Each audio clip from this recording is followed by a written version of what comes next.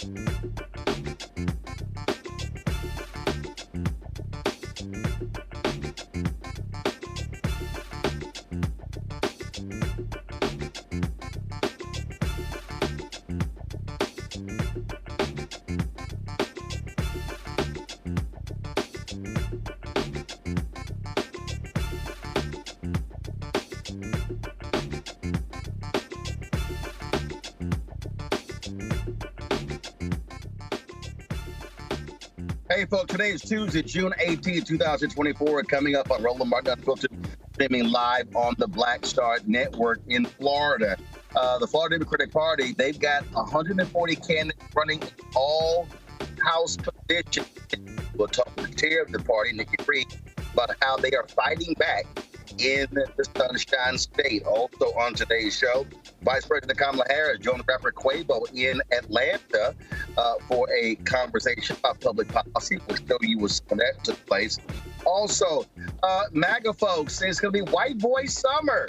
Didn't we tell y'all that Charlie Kirk was racist? Oh, that turning point.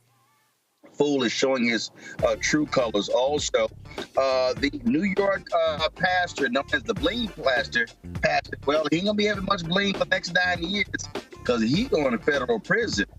It is time to bring the funk. I'm Roland Martin Unfiltered on the Black Star Network. Let's go. He's got whatever the is, he's on it. Whatever it is, he's got the scoop, the fact, the find. And when it breaks, he's right on time and it's rolling. Best believe he's knowing, putting it down from sports to news to politics. With entertainment just for kicks, he's rolling. It's on go, roll, y'all. It's Roland Martin, rolling with Roland now. He's funk, he's fresh, he's real, the best, you know he's Roland Martin.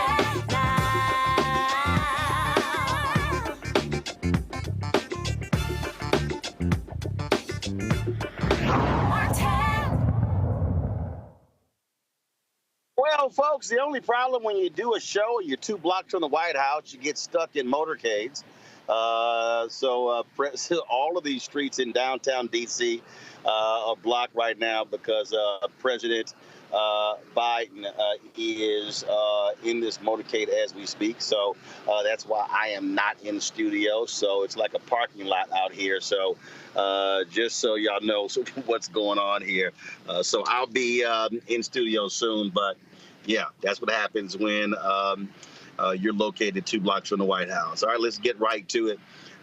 The DNC chair, Jamie Harrison, was in Florida today, standing with the state Democratic Party chair, Nikki Freed, as they talked about the fact that they've recruited candidates and running all 140 wide House races in Florida. This is a huge development because Florida has been a difficult place for Democrats in the past several election cycles. It's been grossly underfunded. It's been unorganized. And Nikki Freed, the last Democrat elected statewide, is trying to change that. She joins us right now. Welcome back to Roland Martin Unfiltered, Nikki. For people who don't understand, we've talked about Florida, Tennessee, and so many places. One of the reasons Democrats have been getting killed, or Republicans have a supermajority, is because a lot of these candidates have been running unopposed. Mm-hmm. Yeah, Roland, it's not that they're just running unopposed. It's a fact that the Democrats are then leaving. Like, what does that mean? What does that mean to the voter? It means that they don't have somebody to hold the Republicans accountable. It means that they don't have the messaging on the ground, that there are choices for not just Democrats, but for independents. And so this was a really, really big deal.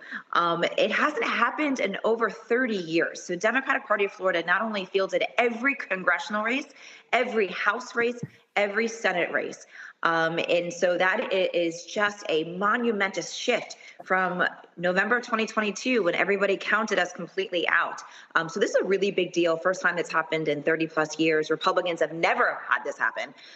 So that's why the chair was here, Jamie Harrison, to celebrate some of these movements here in Florida. So what happened? Obviously, you took over as chair, but what happened that where you began to travel? Were you recruiting candidates? So walk us through how you got to this point. I got to this point by realistically looking at the last few cycles. And I'm looking at the social media from 2022, where we left, I think, like 39 seats open. And then you look back at even from 2018 and 2016, all the way back to 2000, where in 2000, we had left open something like 21 seats between congressional, House, Senate. And if each of those seats had been filled and sent 19 more Democrats to the polls, Al Gore would have been president. We only lost here in Florida in 2000 by 537. So when I started seeing that there was a lot of pressure on the Democratic Party in each of these cycles to fill seats, I knew that part of our game plan to take back and to win our state means that we had to do things differently. We had to energize it differently. We had to make sure in a time when the Republicans have taken us into such an extreme direction, whether it is the 6-week abortion ban, it is the whitewashing of our history, of getting rid of AP African American studies, going after DEI, having the highest teacher shortage, all at the same time having the highest inflation in the nation. All of these things going on when our property insurance has gone through the roof, 400% increases since DeSantis took over. They just eliminated climate change from our Florida statutes. So we have to hold the Republicans accountable.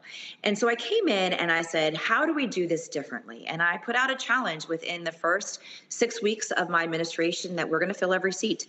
And so we took that plan, revamped our entire campaign program inside of the party, which has typically not even been doing candidate recruitment. It's been kind of like maybe throwing some extra dollars at a candidate, coordinating a little bit with their team, but not really a real true methodology.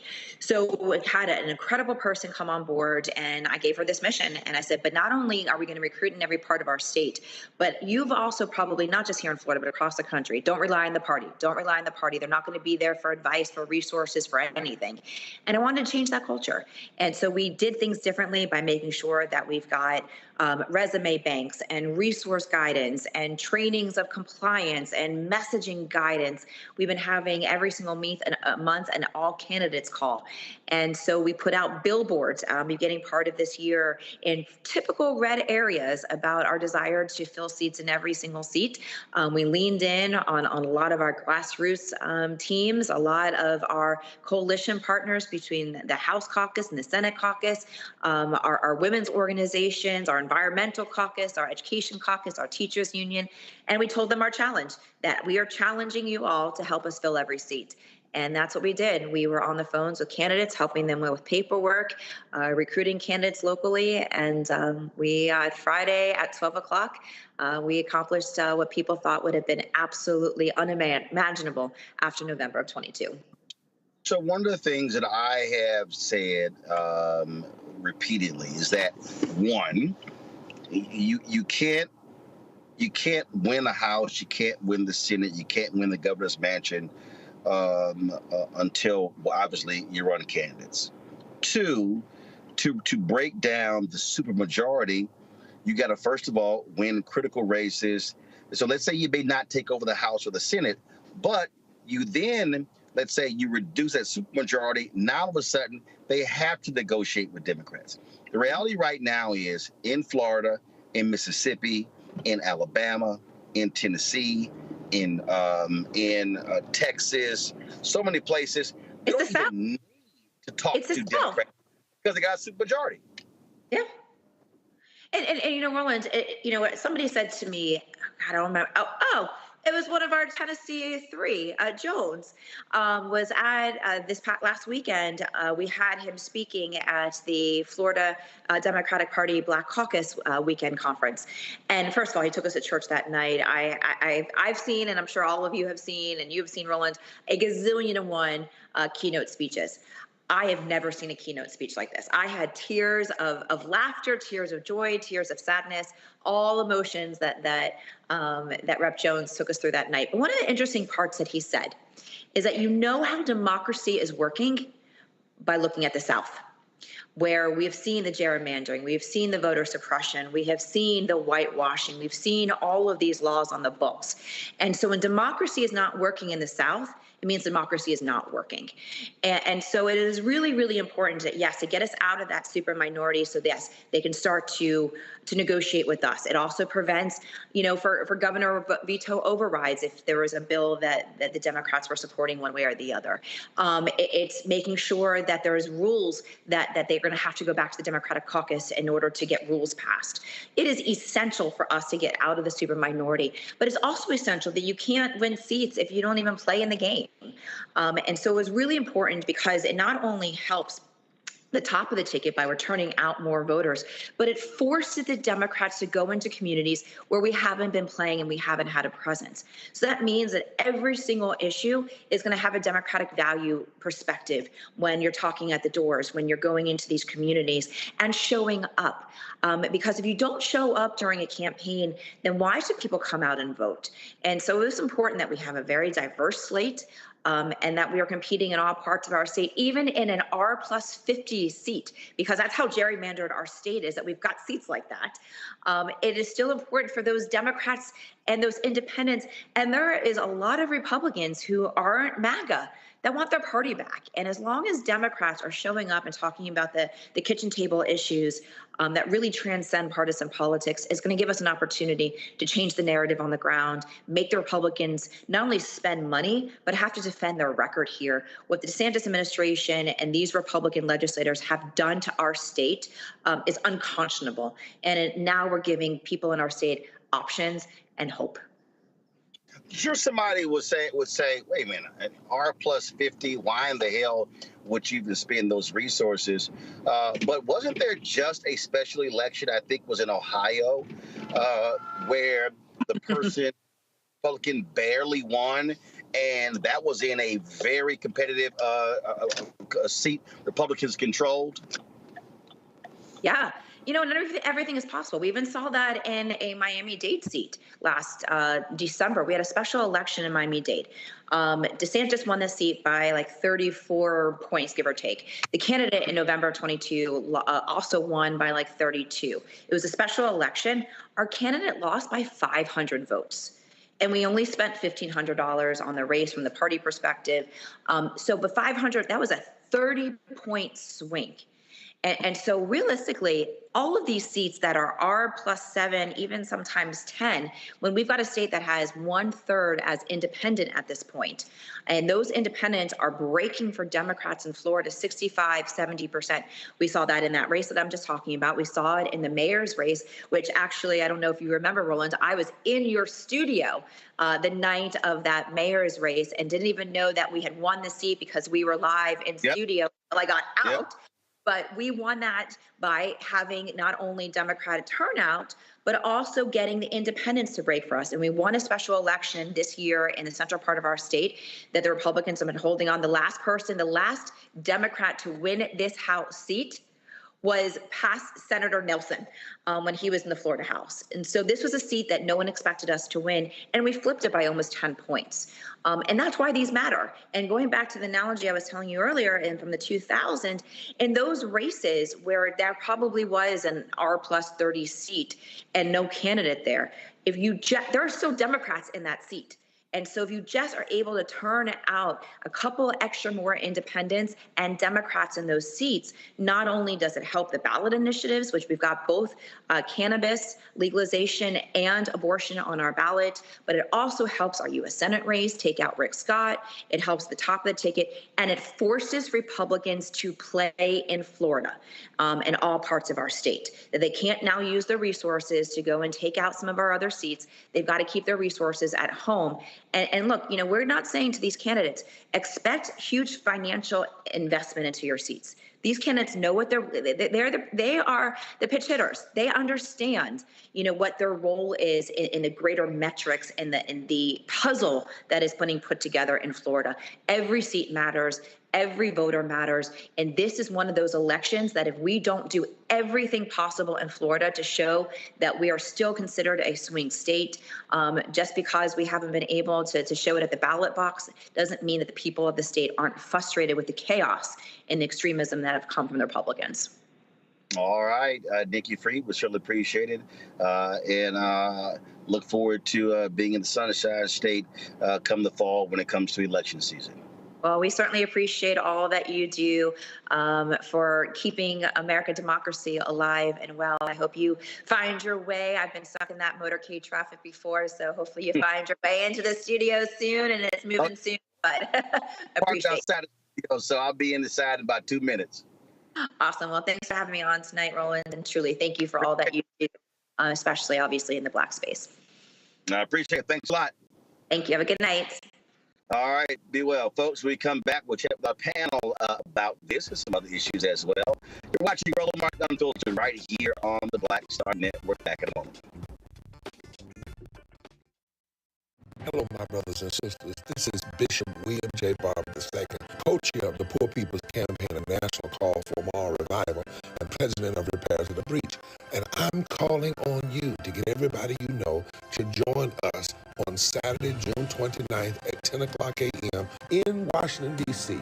on Pennsylvania and 3rd for the mass Poor People's Low-Wage Workers Assembly and Moral March on Washington and to the polls, and the post effort to reach 15 million poor and low-wage infrequent voters who, if they vote, can change the outcome of our politics in this country. Our goal is to center the desires and the political policy agenda of poor and low-wage persons, along with moral religious leaders and advocates. Too often, poor and low-wage people are not talked about, even though in this country today, there are 135 million poor and low-wage persons. There's not a state in this country now where poor and low-wage persons do not make up at least 30% of the electorate. It is time that the issues of poor and low-wage people be at the center of our politics. Living wages, health care, things that matter in the everyday lives. We will no longer allow poverty to be the fourth leading cause of death in this country. We must let our voices be heard. Join us. Go to our website, www.poorpeoplescampaign.org. RSVP. Get others to come. Get a bus. Get a van. Get on the train. Come and let our voices be heard and our votes be felt. Lift from the bottom so that everybody rises.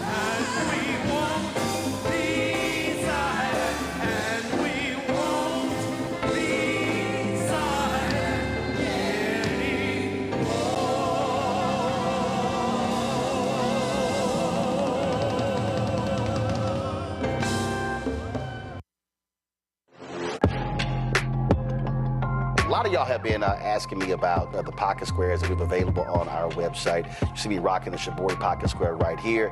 It's all about looking different. Now look, summertime is coming up. Y'all know, I keep trying to tell fellas, change your look, please. You can't wear athletic shoes every damn wear. So if you're putting on linen suits, if you're putting on some summer suits, have a whole different look. The reason I like this particular pocket square, the Shibori, is because it's sort of like a flower and looks pretty cool here versus the traditional boring silk pocket squares.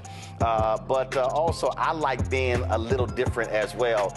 So this is why we have these custom-made feather pocket squares on the website as well. My sister actually designed these after a few years ago. I was in this battle with Steve Harvey at Essence, and I saw this at a St. Jude fundraiser. I saw this feather pocket square, and I said, well, I got some ideas. So I hit her, and she sent me about 30 different ones.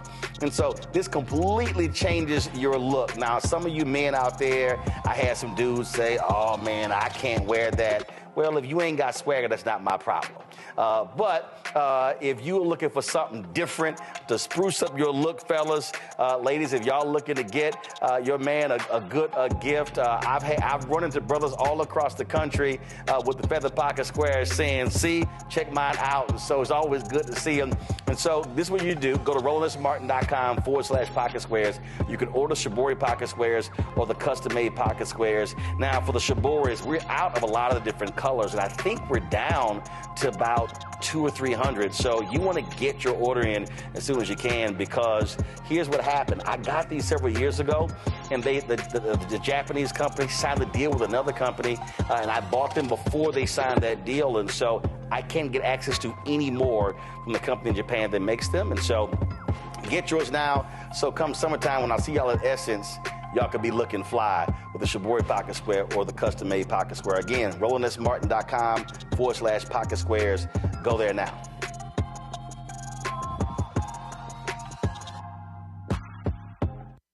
Now streaming on the Black Star Network. It was my junior year at Georgetown, and Spike calls me and he says, Malcolm, what are you doing next year? I said, graduating, you know? He said, take a year off, work on Malcolm X. I said, okay. But first of all, for the folks who don't know, Spike is my cousin. Spike is my cousin. Just for the person watching, like, How the hell is Spike just gonna tell you that it's true? It's true.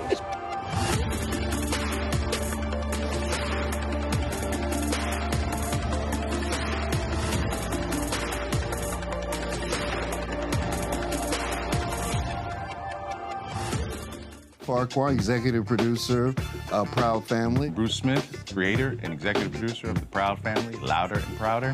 And you're watching Roland Martin Unfiltered.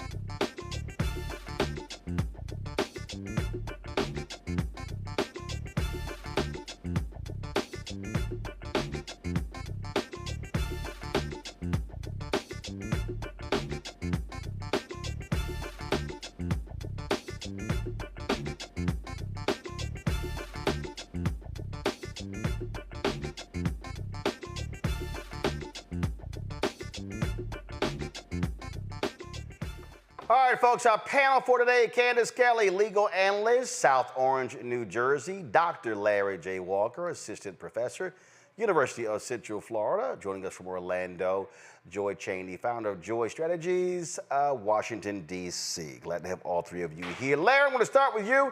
You're there in the Sunshine State. First of all, let's just be real clear.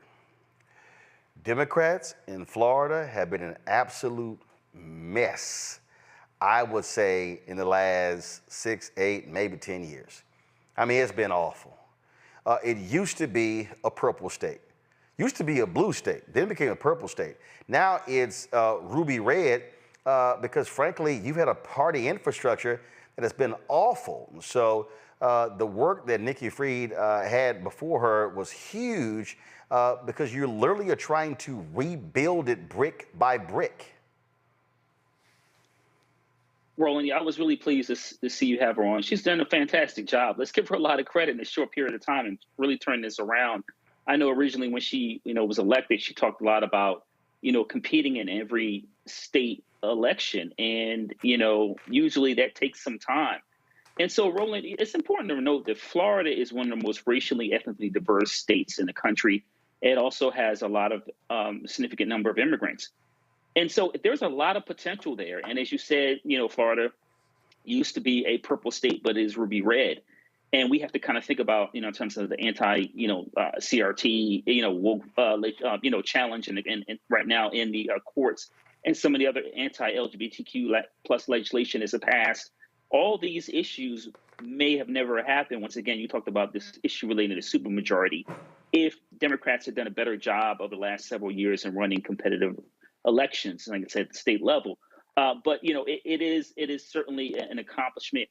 I think the other thing that is important, Roland, as it relates to, use the phrase brick by brick. And I was just talking to a colleague the other day, is that the financial investment now may not reap this election cycle.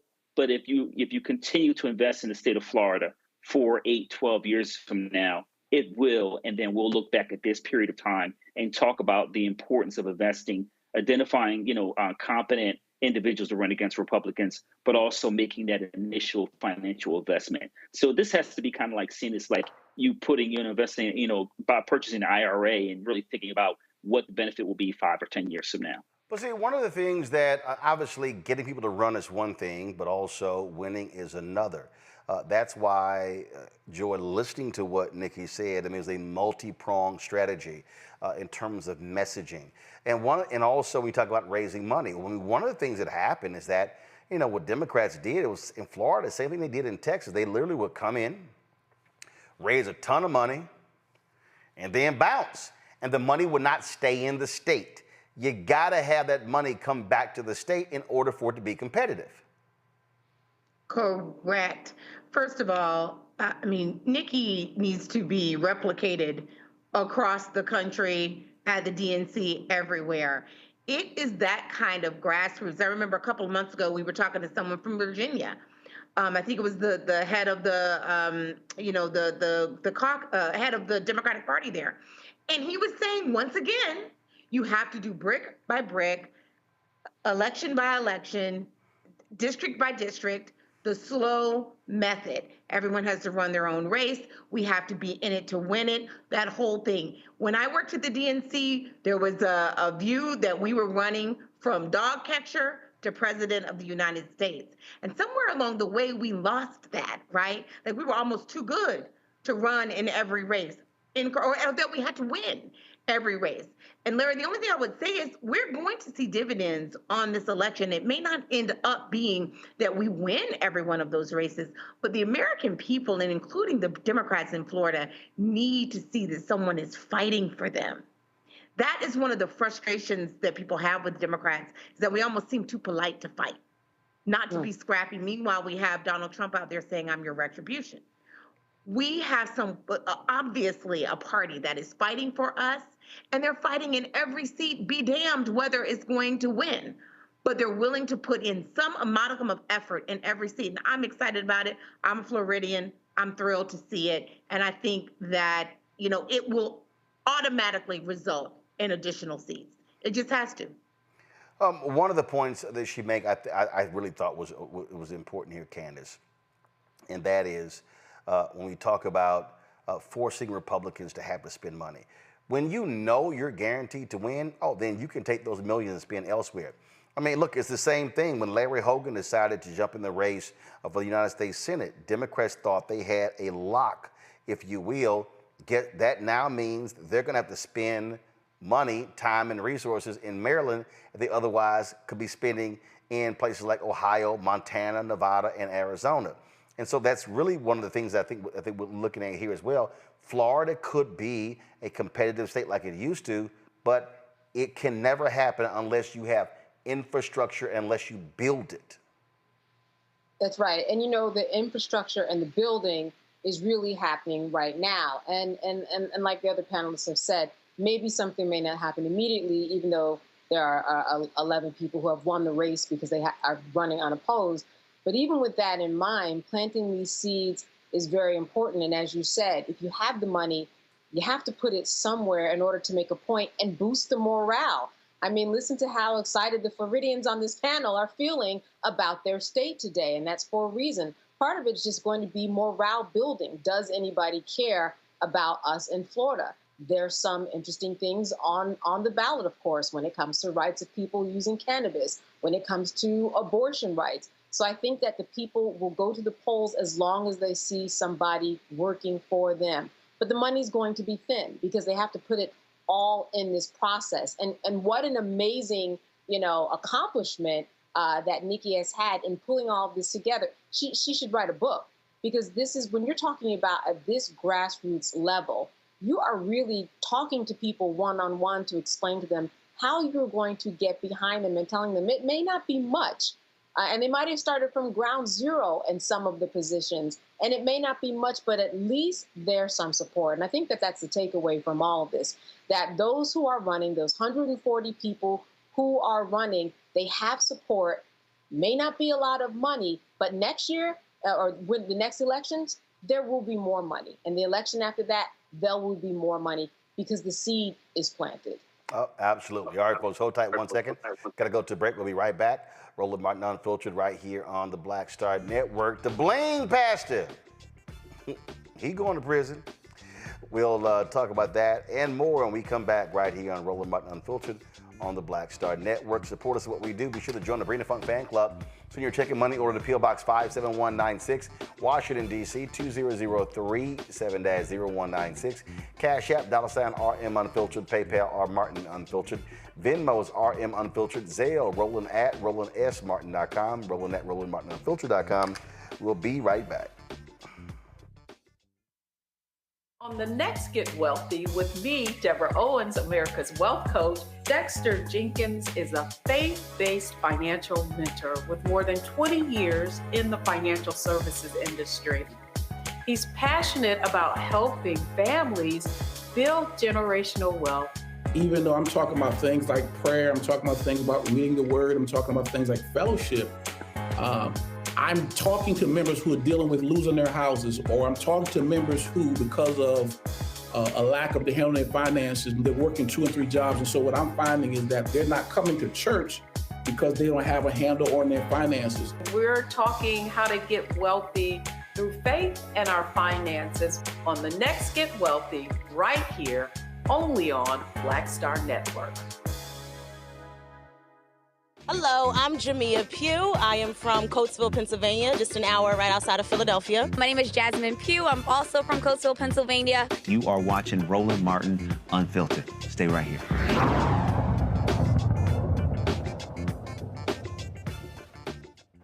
The Justice Department is intervening in lawsuits out of Ohio and Alabama over laws that make it a felony for someone other than a postal worker or close relative to handle someone's absentee ballot. In the Ohio filing, attorneys say the 2023 law violates federal law because it restricts people with disabilities from having equal access to cast absentee ballots.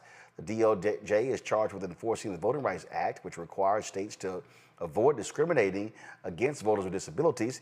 The ACLU's lawsuit was filed on behalf of an Ohio resident who has muscular dystrophy, a disease that renders her unable to drive. She doesn't have an outgoing mailbox at her apartment, and her mother lives 30 minutes away and also has health issues. This right here, Candace, is important because Republicans have been doing all they can to restrict people and their access to voting. And this is one of the issues that they've been passing these laws. And so hopefully this is going to be successful for the Department of Justice.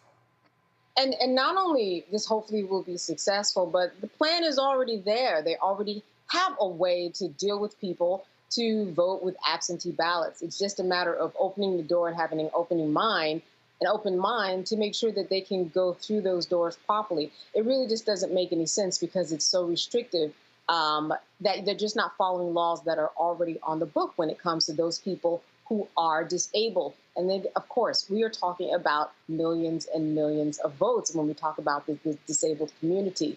So this is something that a lot of people have their eye on. But when we talk about the military, when we talk about people who aren't present, the system is in place. We just have to make sure that those who are disabled are included in that system is already there. It's not that hard. It's just something that Republicans are trying to fight because, well, that's what they do. They try to fight what makes the most common sense. Larry, voting, the battle over voting. This is one of those laws. Somebody may say, well, you know, this is about protecting, you know, the access. But what's so stupid here, laws literally say that, yeah, your parent, your sibling can't drop your absentee ballot off. That's just dumb. Yeah, it is. And this is, we know this is really about, preventing certain demographics from voting. And it's also important why VRA is so important and why, we continue to see folks, try to dismantle it, why they're trying to do that, because they understand that, first of all, Roland, we absolutely have to make sure everyone has access to voting, whether it's absentee, et cetera. And so, these laws in particular are designed to, limit, to make sure you curtain, like I said, certain demographics, keeping those percentages numbers down and depress the vote. Let's be clear about what this is really about.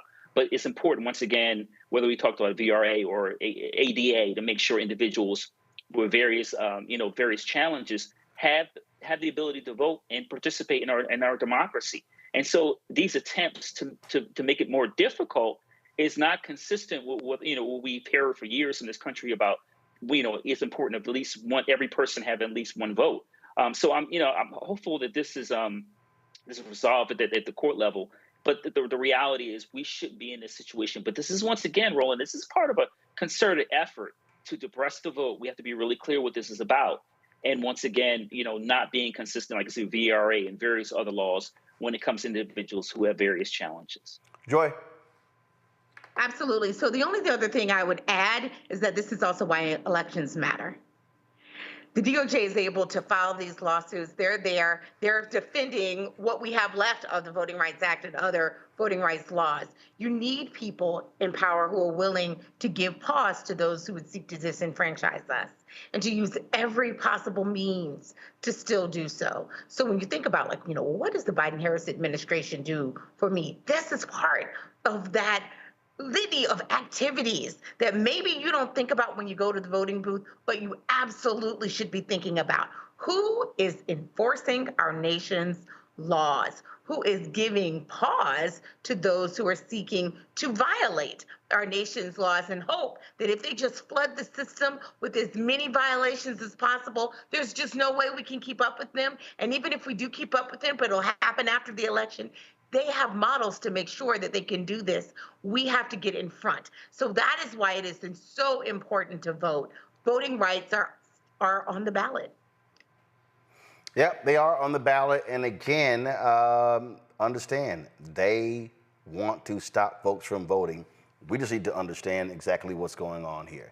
Folks, after Donald Trump embarrassed himself by lying in a black church on Saturday, he spoke at Turning Point USA's People Convention. Now, first of all, let's be real clear. They had the convention in the Detroit Convention Center, and they were attacking the very people by saying, oh, theft was going on here. This was the crime scene in 2020. At that event, of course, Trump ally Jack Posobiec, of course, who was a nutcase, and a staffer walked out on stage to unveil a white boy summer flag. Look at these idiots. From evil.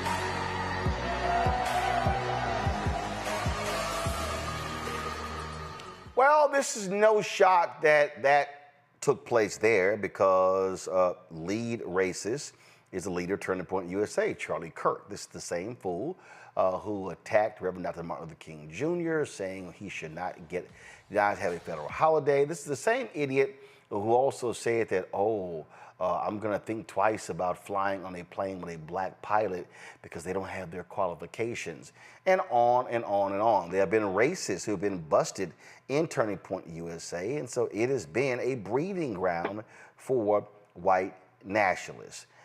Here is the reality here, Joy, and that is Donald Trump opened this door. He made it very comfortable, going back to when he announced his election, for the racists to come out and say whatever they want and there be no repercussions.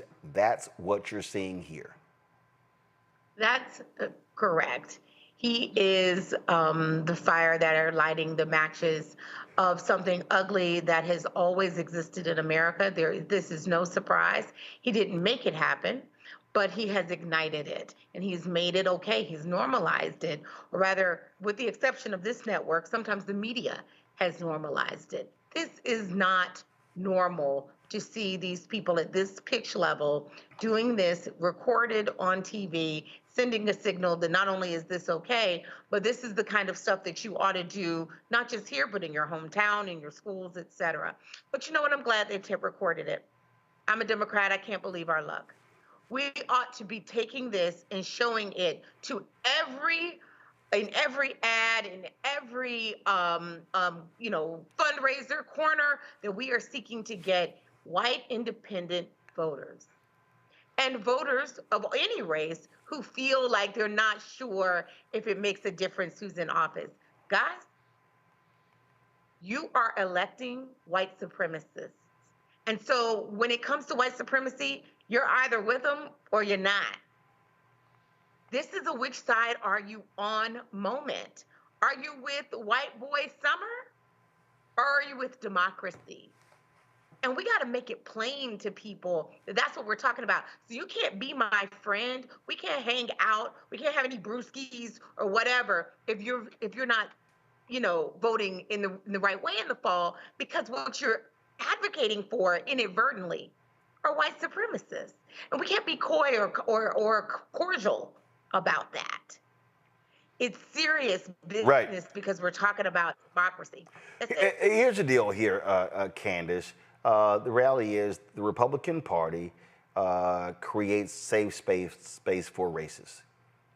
You've got racist members of Congress who are there right now, who openly attend white supremacist conventions. Donald Trump had lunch with a violent racist in Nick Fuentes. That's the fact. And so that's who this Republican Party is. They are the party that embraces the folks who carry the tiki torches in Charlottesville, Virginia. This is who they are. And you know what? Keep showing me who you are, because if I'm in a room, I want to know who the racist is. And that's what this type of a video does. It lets people know that we have not come that far when it comes to how white people feel about blacks in America. I mean, it's on display. We had a wake-up moment when Trump was elected. A lot of us knew about it. A lot of us sensed that there were more out there. But then when they came out with the Jews will not replace us and are just so open, like we've seen in the video, at least we know. At least this allows the base to understand and be kind of invigorated to go out and vote, because this is what we are dealing with.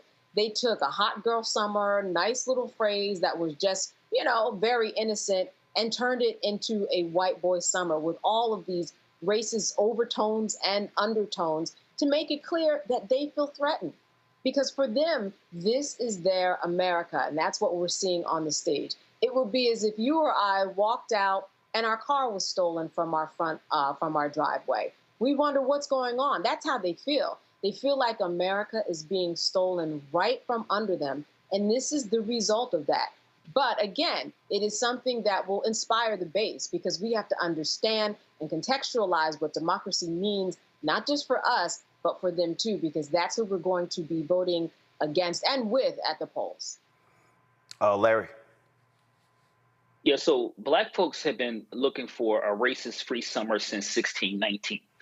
Since we've had Jim Crow, Southern strategy, among other things, for the last several decades. So we're looking for some freedom during the summertime too. As my colleague noted, this is a play on the black aesthetic, which America loves to do. We saw that with how they, reconfigured and weaponized critical race theory, among other topics. What it means to be woke.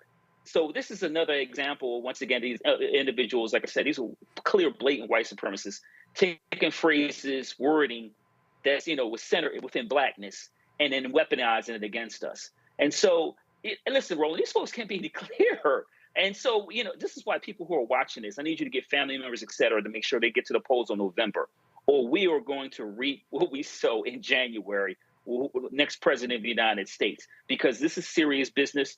We haven't seen this kind of blatant, white supremacy in the open in quite a long time. As my colleague highlighted, it has been normalized. I mean, we're just seeing this stuff run on TV, like and people writing about it in articles. It's like it's not a big deal. Like, this is kind of guys having fun. But the reality is this is serious. And if you read any Project 2025, we're in very serious trouble if Donald Trump gets in office and he's elected in November. All right, folks, hold tight 1 second. We're going to come back. Some breaking news out of Texas. You know that pastor who announced that I had a moral failing years ago and it involved a 12-year-old girl? He's quit. You're watching Roland Martin Unfiltered on the Black Star Network. Next on the Black Table, a man Cornel West calls the greatest Democratic theorist of his generation.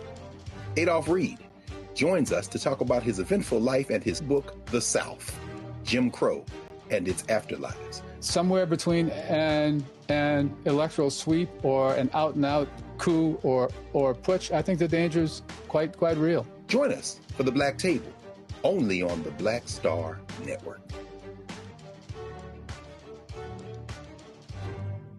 Fanbase is pioneering a new era of social media for the creator economy.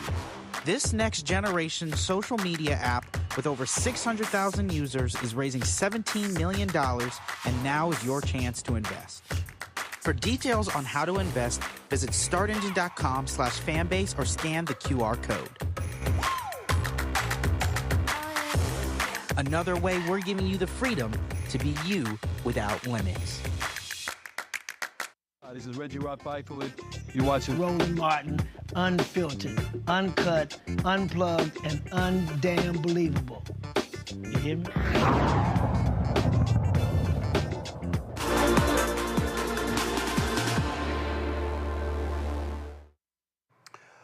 Well, folks, the other day, WFAA Channel 8 out of Dallas reported that Pastor Robert Morris, who leads the Gateway Church in the Dallas-Fort Worth area, they around 100,000 some odd people every weekend convene there.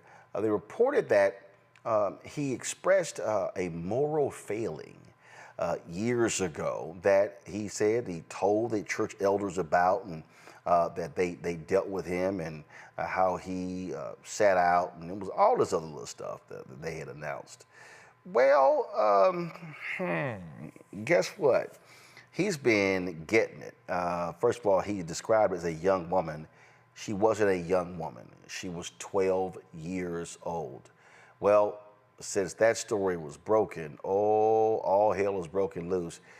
About 48 hours later, Morris is out. This is the same Morris who you saw that video right there, sitting right next to Donald Trump. He was one of the folks who was a supporter of Trump and a spiritual advisor, if you will, to him. And so this is the statement from the Board of Elders of Gateway Church regarding the resignation of Robert Morris. Today, June 18th, the Board of Elders of Gateway Church accepted the resignation of Robert Morris, the senior pastor. In addition, the board has retained the law firm of Haynes & Boone, LLP, to conduct an independent, thorough, and professional review of the report of past abuse to ensure we have a complete understanding of the events from 1982 to 1987. Regretfully, prior to Friday, June 14th, the elders did not have all of the facts of the inappropriate relationship between Morris and the victim, including her age at the time and the length of the abuse. The elder's prior understanding was that Morris's extramarital relationship, which he had discussed many times throughout his ministry, was with a, quote, young lady, unquote, and not abuse of a 12-year-old child. Even though it occurred many years before Gateway was established, as leaders of the church, we regret that we did not have the information that we now have. We are heartbroken and appalled by what has come to light over the past few days, and we express our deep sympathy to the victim and her family. For the sake of the victim, we're thankful this situation has been exposed. We know many have been affected by this. We understand that you are hurting, and we are very sorry. It is our prayer that in time, healing for all those affected can occur. So what you have here, Candace, is a church playing Cover Your Ass. He stood out there and talked about what they did and how they sat him down and how he was away for 2 years. It was actually like a month. And they excused it. He was 21 years old. He did not have sexual intercourse, he did not have sexual intercourse with this woman when she was 12. The woman now, she went public, told a story to WFAA, has just hired an attorney as well. But she talked about how this took place, him kissing and groping her over several years. And it was crazy to watch some of these people literally offer defenses of him. It was insane. In fact, this woman here is the founder of a church in Weatherford, Texas. And this is what Barbara Phillips Littlepage said. And if you go to that church, you need to be running like crazy. She said, I want people to not judge Robert Morris because of a mistake he made over 30 years ago. Some young girls at 12 years old are very beautiful and sexy. They don't understand how men are made, and young men don't understand their actions are used by the devil to ruin a future God has for them. Other godly men have been distracted by Satan. That's why older men need to mentor young men. Young men don't realize how Satan will try to destroy their futures with their families and ministries. Candace, Robert Morris was 21 years old. The woman today at that time was 12. She was a girl. She wasn't even a teenager. She was a 12-year-old girl. And notice how they tried to frame it as an extramarital relationship. Yeah. This was a girl. This was a girl. I mean, I can hardly get through the sentence or this segment. This is a girl who really had no idea even who she was. And here he is, and here the church is, and here you've read this statement from someone in the church that they're trying to make it seem like it was pretty much her fault. He actually called it, Candace, inappropriate and a moral failure. And by the way, some of the statements as they've been describing how it happened, they made it seem like it was one time. Well, one time is enough. And besides that, this was over years. This was over years. You know, you think about this pastor, you think about Tony Evans, you think about, the fact that Tony Evans said, listen, I haven't committed a crime. Here, a crime was committed. This man is a pedophile at 12 years. He groomed this young woman, 12 years old to 16 years old. She hadn't even attended a junior prom yet. And she's, sleeping with this pastor, or, no sexual contact. We got the groping and the kissing, but they didn't have intercourse. But that was a grooming process. Lord only knows why he stopped. Lord only knows, what really happened inside of that, where it all ended. And he is going to have a lot of people questioning him, and it won't just be from the church. It's going to be from the authorities, Roland. Well, and see what really happened, what really just, how this thing just took off, Larry, you started seeing churches tied to them. And this is a very prominent right-wing church. They are aligned with many social conservatives. And so you have a lot of churches that are underneath their umbrella where they act as overseer. In fact, this church in Fort Worth, again, right-wing church, Mercy Culture, they released their own statement. They say Morris never disclosed to them the age of the girl that he abused. And so you see their statement where they lay out these various thoughts. And so here's what was happening. The avalanche was coming. You were seeing church after church. You were about to see mass resignations. And so I don't know how in the hell he thought he could just get away with, it was an inappropriate moral failure. Dude, you were 21 years old and you were feeling up on and you were kissing. You were sexually assaulting a 12-year-old girl over a period of years. He's a predator, Roland. Let's call it for what it is. This is a part of a larger conversation that's connected to our previous conversation about the kind of behaviors based on ideology that folks seem to turn a blind eye to. Let's also make sure that we make a connection. We saw for years, found out the last several years, we saw that the Catholic Church, and there were, thousands of children worldwide that were sexually abused. And so this is a part of we have a larger conversation in our society about particularly protecting children, particularly from young girls, from individuals who are predators. The other point I want to make, Roland, is you show that side by side with the former president of the United States is that predators, as we know in the wild, travel in packs. And so we need to make sure, Americans need to make sure that you understand exactly what's happening here in the homes and various churches and these various other places at times when individuals who assert to be religious leaders and believe in the Bible. This is not behavior consistent with the Bible. This is illegal behavior by predators who once again are traveling in packs and are often using ideology to mask their behavior.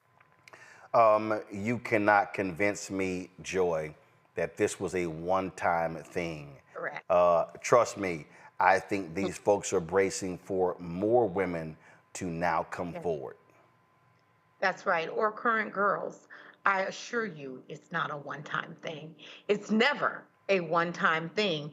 And Larry is right. They travel in packs. So I'm willing to bet there were people that not only assisted, aided, and abetted this story, because I promise you, someone knew the age of the girl.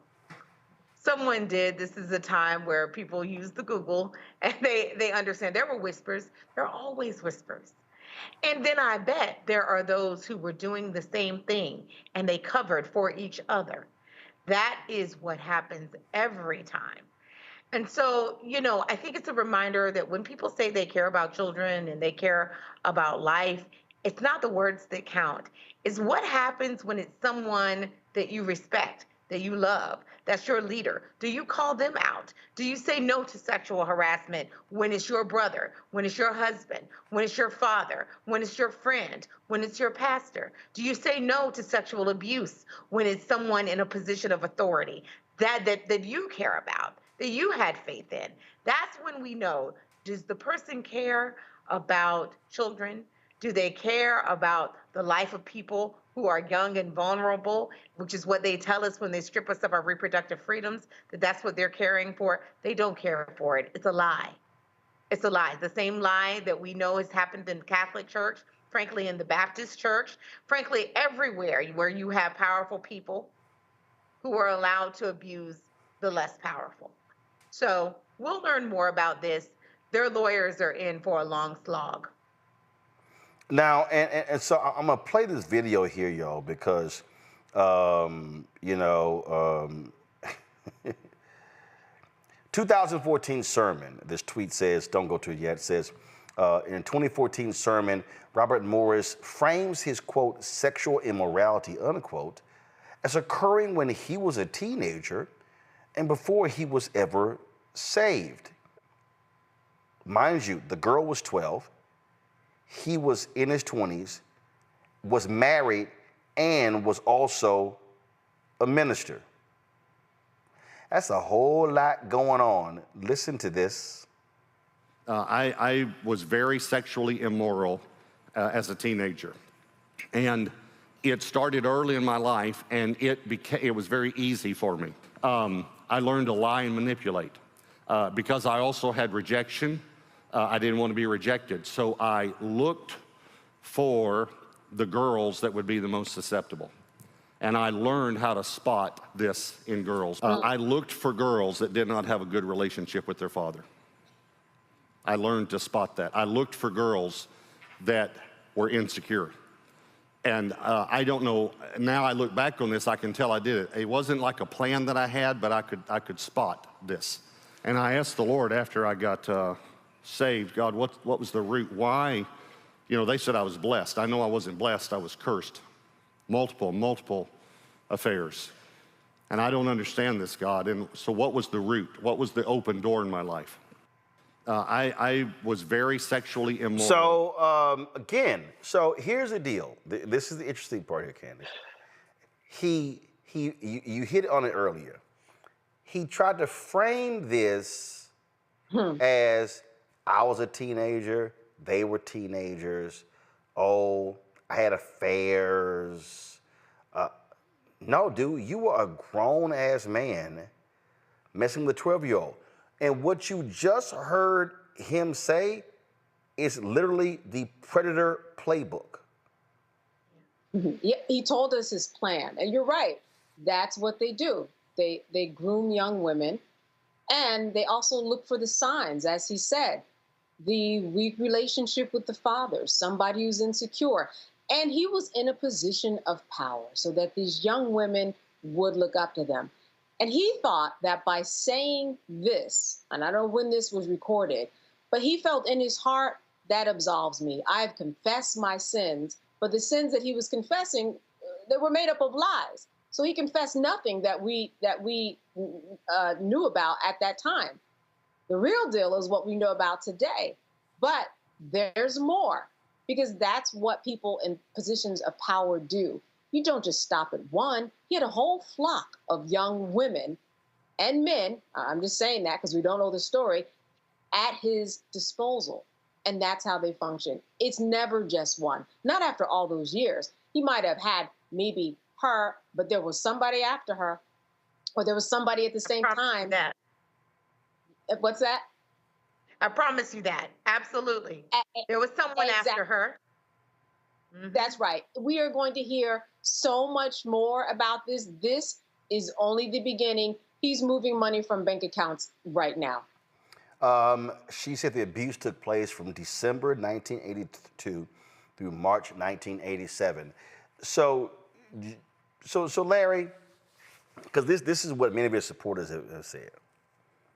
How do you deal with grace and forgiveness? How do you deal with that? And I totally understand that. Let me be perfectly clear.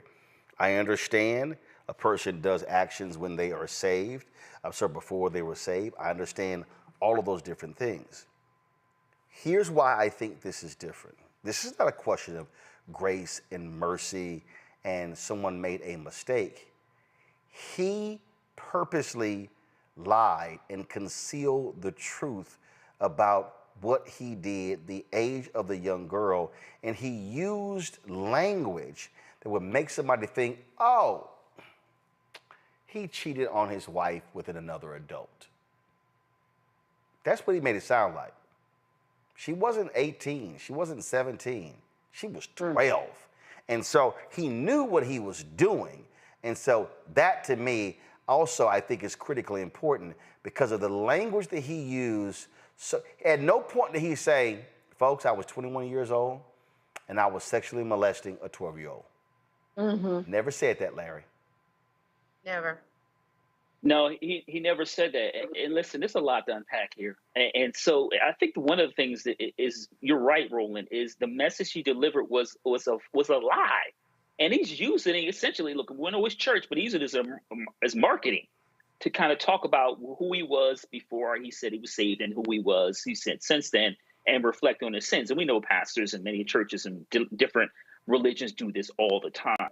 But this is really part of what I said about her earlier calling a predator, and then you played this video to prove my point. The other really important point about this issue is, and I hope this happens, is people who are victims of this kind of a sexual assault are often, not obviously young lady he victimized, but those who have family, he has family members, I would strongly suggest that those individuals have conversations with individuals who are children and adults now. Because often when this happens, it is someone who is close to you. And so once again, he's a predator.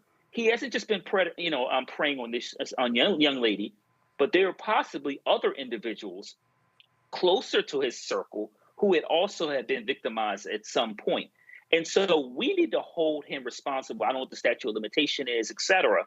But once again, predators move in packs. And as my colleagues noted, there were absolutely people who knew about this. They always know. You always hear these rumors, not necessarily these kind of rumors, but these kind of rumors they don't stay within just like 2 or 3 people. There are a number of people who see something that may be inappropriate happen, and they often turn a blind eye. And that's why, as a society, we have to have a larger conversation about how we protect children, particularly young girls, from predators like this man.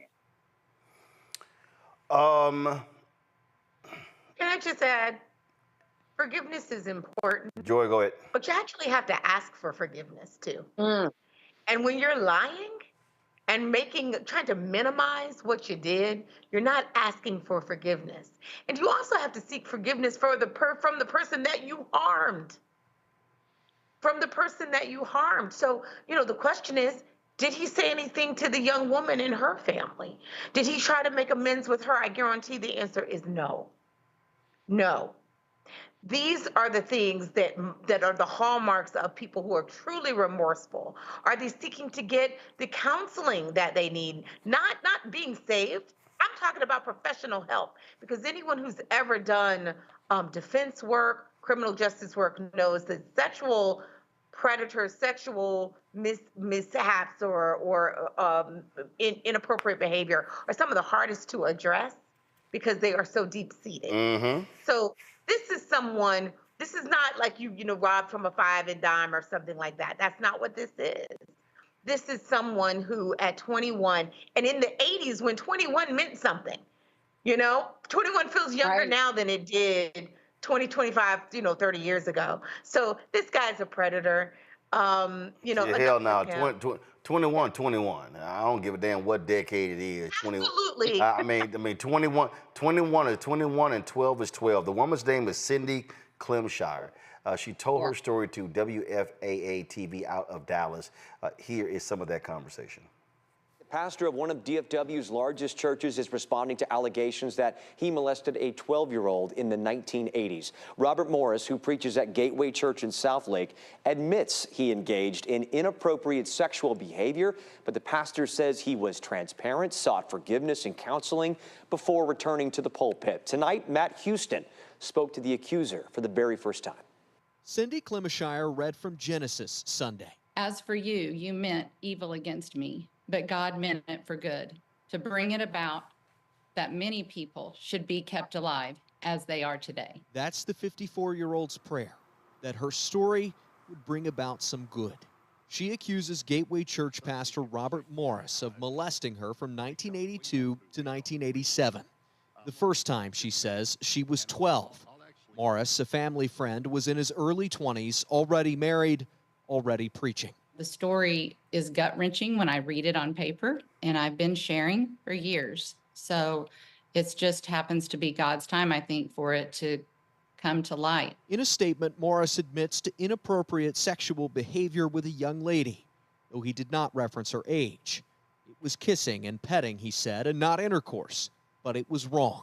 In 1987, Clemshire says she told a family friend who told her to tell her parents. He didn't come forward and confess. He was turned in. And when someone's turned in, what are they sorry for? Are they sorry because they got caught, or are they truly repentant of what they did? That's why she takes issue with Gateway Church elders who say Morris followed proper biblical steps and a lengthy restoration process. She says her family forgave Morris, but never gave him their blessing to preach again. Morris claims they did. I think that leaders can get caught up in feeling like it's our responsibility to protect God, and it's not. Their responsibility is to protect the people. Gateway Church elders say since the resolution of this 35-year-old matter, there have been no other moral failures. Pastor Robert has walked in purity and has placed accountability measures and people in his life. The matter's been properly disclosed to church leadership. That's Old Testament verse. Let me show you a New Testament verse. Morris did not preach Saturday. He'd already announced plans to turn over church leadership to his son next spring, though he said he would continue preaching some. In Tarrant County, I'm Matt Houston. Well, bottom line here, she gave an interview at the NBC News where she said that one time he invited her to his room where he instructed her to lie on her back. He then touched her breasts and felt under her panties. And this happened several times over a 4.5-year period. And so he lied. And so that was when they dropped the story on Sunday. And now you see that the church elder statement a couple of days later, a lot different. Candace, from a legal standpoint, she's hired an attorney. What do you see here? Because this took place, 30-some years ago. She might feel defamed in some way, I will say that, because he made it seem like it was an extramarital affair with a young woman, when really he was lying by omission, when we know that he was really a pedophile, that he's a predator. So I think that that's one thing when we're talking about defaming someone, and whatever he's saying about her behind closed doors, none of that has come into fruition. I'm not sure about the laws in terms of the statutes of limitation or really what she has signed. I don't know if she's received any money. It wasn't mentioned in there, but maybe there was an NDA. I think there's a lot of information that we just happen not to know about, but definitely some legal course of action. And I would say this, that if I were she, I would say, you know what? I don't want the father preaching, nor do I want it to be passed down to the son. It's still on the family. We need to take that whole thing away. We need to find somebody else outside of his family to run this church. Otherwise, it's just like him being at the helm if his son is going to take over that church. Great point, great point. All right, folks, I got to go to break. We'll be right back. Roland Martin Unfiltered right here on the Black Star Network. Lots to talk about, including Vice President Kamala Harris with Quavo today in Atlanta for a gun violence summit. You're watching the Black Star Network. Back in a moment. Hello, my brothers and sisters. This is Bishop William J. Barber II, co-chair of the Poor People's Campaign, a national call for a moral revival, and president of Repairs of the Breach. And I'm calling on you to get everybody you know to join us on Saturday, June 29th at 10 o'clock a.m. in Washington, D.C.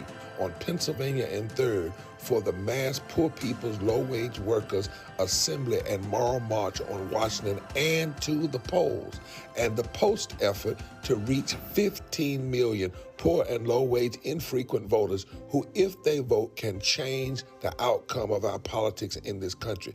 Our goal is to center the desires and the political policy agenda of poor and low-wage persons, along with moral religious leaders and advocates.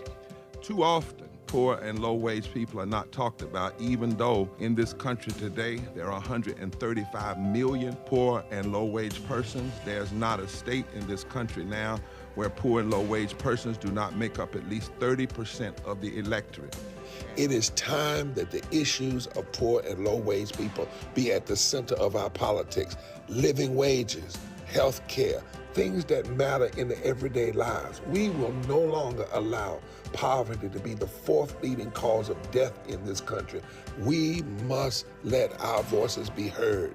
Join us. Go to our website, www.poorpeoplescampaign.org.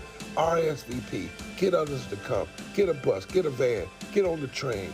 Come and let our voices be heard and our votes be felt. Lift from the bottom so that everybody rises.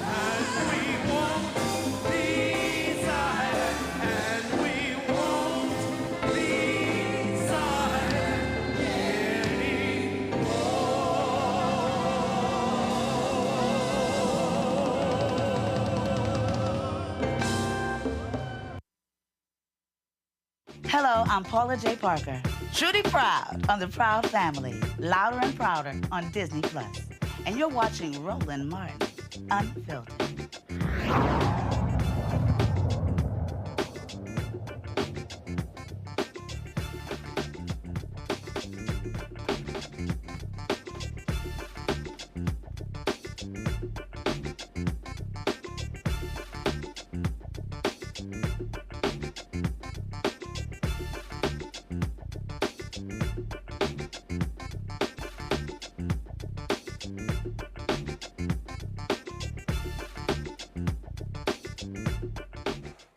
Vice President Kamala Harris joined Migos rapper Quavo today for the inaugural Rocket Foundation Summit at the Carter Center in Atlanta.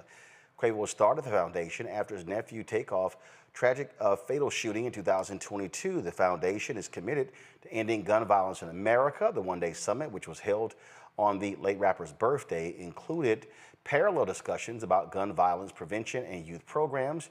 Harris explained why addressing gun violence is so critically important in America. Madam Vice President, you travel the country connecting with communities and young leaders. Just this past fall, during the Fight for Our Freedoms College Tour, you engaged over 15,000 students on college campuses across the country on the most urgent issues of this moment, in particular, the fight for our most fundamental freedoms. One freedom you are focused on is the freedom to be safe from gun violence. And so it's no surprise that you oversee the first ever White House Office of Gun Violence Prevention. Now, what can we do from your perspective to end this senseless violence, and how is the administration leading on this issue? Thank you, Greg. Let me just start by talking about Quavo. So Quavo and his mother and his aunt, Takeoff's mother, a sister, came to my office in the West Wing of the White House to talk about this issue. And it was a difficult conversation that day. Because the issue is such a difficult one, and I know there are a lot of families here and survivors, and the pain that is associated with gun violence in America is almost unspeakable. And it is everywhere. And what Quavo has been doing with the Rocket Foundation to translate that pain and that grief into something that is about creating strength and empowerment in the community, including among our young people, is really extraordinary. And as I said to you that day, Quavo, in my office, that you have chosen to use your celebrity, the gift that you have as an artist, to talk about and actually work on with action this issue is really extraordinary. You are an incredible leader and a national leader on this, and I thank you for that as the head of the first White House Office of Gun Violence Prevention and as Vice President of the United States. Thank you, thank you. Really, really. And so this issue is, well, let me just start with this. It doesn't have to be this way. And we have to hold on to and remember that. It does not have to be this way. We cannot ever normalize this. We cannot ever get used to it. And we certainly cannot accept it. We need to understand that everyday gun violence is as serious as mass shootings, that any life lost, any life that has been impacted by gun violence is one life too many. We have to think about this in the many ways that the injury occurs, which includes, of course, the tragedy of life that is lost, but also the trauma that is an additional form of injury that can exist for a lifetime if we don't put resources into calling it what it is and putting the resources into diagnosis and treatment. Let's think about it in terms of the tragedy that gun violence in America is the #1 killer of the children of America. Not car accidents, not cancer, gun violence. 1 in 5 Americans has a family member that was killed by gun violence. Gun violence, black victims of gun violence, 10 times more likely to be a victim of gun violence. So it's a real issue that requires everybody's priority in terms of addressing it. And there are many ways to do it that include also what we need to do around election time, which is about recognizing that too many people who I will call cowards have been pushing this false choice to suggest you're either in favor of the Second Amendment or you want to take everyone's guns away. That's a false choice. I'm in favor of the Second Amendment. I also believe there is no reason why we have assault weapons on the streets of America. They are weapons of war. We need an assault weapons ban. I'm in favor of the Second Amendment. I'm in favor of the Second Amendment, and we need universal background checks. I'm in favor of the Second Amendment, and we need red flag laws. And we need the people in the United States Congress to have the courage to stand up to the gun lobbyists and take action around what is just reasonable. Universal background checks. You just might want to know before someone can buy a lethal weapon. If they've been found to be a danger to themselves or others, you just might want to know. That's reasonable. Assault weapons. Assault weapons are designed to kill a lot of people quickly. There's no place for them in the neighborhoods and the streets where people live and go to school and worship. We've seen what they do. So there are solutions, and that's part of the work that I'm doing with the Gun Violence Prevention Office at the White House, is to work on those solutions, including what we have recently done through that office, which is to put $1 billion into hiring mental health counselors in our public schools to help address the mental health aspect of this. Yes. Amazing. Madam Vice President, you spoke of courage, and there's nothing more courageous than losing someone and stepping up and taking action. And Quavo, you did one of the bravest things with your family by coming to Washington and advocating for change. And so I'm just curious if you can share a little bit about why is this issue so important to you, and why is it so important for you to take action after suffering such loss? I'm a victim. I got a second chance. I feel like I wouldn't be here if everybody, it would have. I just look at myself as like, when I saw him laying there, I felt like I saw me laying there. So I feel like when I'm doing something like the Rocket Foundation, I just want to uplift his legacy and make sure to keep his name alive.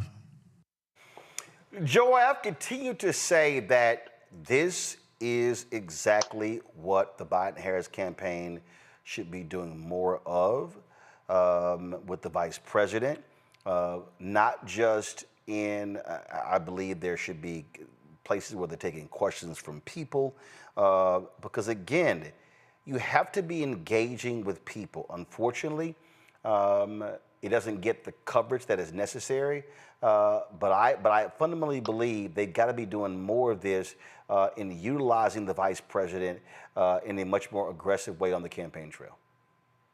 I think that's right. And, it's not so much about press at this point. It's about pinpricking exactly where you're going to need voters and going to those communities. Just like we know the campaign just launched a major ad buy in swing states. So most of us who don't live in those swing states, are never going to see those ads. Well, the same thing is true for your town hall strategy. You might have to say, I'm going to those places where we know we need to bring voters, to us. We know people need to hear from us. I think gun violence is one conversation. I think we may need to talk in some communities about what's happening in Israel and Gaza. There are, places, just like we're doing with everything else. Sometimes people need to be able to touch and feel you. It needs to be long format where you can talk to them and they can interact with you and maybe ask you tough questions, allow you to demystify who you are. We know who Kamala Harris is. We know she is a champion and a fighter for Black men, Black women, but also all Americans. People need to hear that and they need to see her out there in the community, use Air Force 2, whatever, be out there. We need to touch and we need to feel you. We need to hear from you. Larry? The vice president is a tremendous asset. Many of my colleagues have worked on campaigns before. And listen, if I'm working, at the White House, I would have been deploying her months ago. And I know she's been actively engaged. I want to be clear, traveling internationally, representing, President Biden and going into communities. But I would have been doing this kind of thing months ago. Listen, she checks so many boxes off that it boggles my mind that she isn't consistently doing this, on a weekly basis. First of all, she has a very easy way of connecting with community. And not only in terms of her importance of being a Black woman, we have to acknowledge that Black women are the backbone of the Democratic Party, but also her ability to be able to talk to Black men. And as a Howard alum, as a member of Divine Nine, she checks so many boxes off. But once again, she's ideally like a dream VP for reaching out for demographics that too often are marginalized. And so the White House, in my opinion, has to, and I know she spoke to 100 Black men recently, they have to continue to do events like this over the next couple of months, because she really has a great job of empathizing with individuals. You see in this interview in terms of who've been touched by gun violence, but also issue in terms of Black women in terms of infant mortality rate or pregnancy-related mortality rates. So there's so many issues she could discuss that the White House, once again, has to deploy her as much as possible, getting to talk to Black and Latinx communities and getting individuals out the vote, but also highlighting the Biden-Harris administration, the infrastructure bill, the CHIPS Act, and capping insulin, so many other issues that impact so many Black and brown communities. Candace. This is a day where earlier when I was looking online, I saw dozens of headlines about whether Hillary Clinton should be the vice presidential candidate. And will that happen? I mean, we know it's not going to happen, but that's because people aren't doing the work that you're doing to make sure that Kamala gets a little shine. What she's doing, like the panelists said, is something that the president could not do. Remember, people turned their backs on him at Morehouse. They were worried about what he was said. He didn't have the best reception and level of applause. She does know how to speak to people. She has been really putting it down. Her international travel, her HBCU travel, her travel when it comes to young Black men, and this is what they need to reach out to. And she's doing quite a good job. It's just that we don't hear about it.